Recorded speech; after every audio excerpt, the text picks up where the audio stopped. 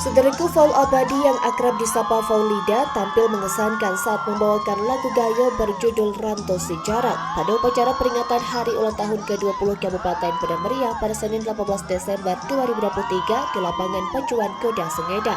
Meskipun Faul hanya membawakan satu lagu dalam acara tersebut karena rencananya dirinya akan kembali tampil di panggung serupa pada malam hari.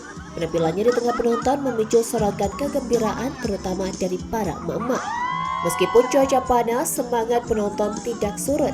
Faul turun dari panggung utama dan berjalan mengelilingi para penonton yang mayoritas adalah kaum perempuan. Bahkan Faul sesekali menyelami para penonton. Sebagai juara pertama Liga Dangdut Indosiar atau LIDA tahun 2019, Fauzal Abadi atau Faul Gayo menyatakan bahwa nanti malam dia akan menyanyikan lagu gayo sebanyak mungkin. Hal ini karena malam tersebut merupakan momentum malam resepsi hari ulang tahun atau HUT Kabupaten Padang Meriah yang ke-20. Dari Padang Meriah, Bustami, Tribun Gayo.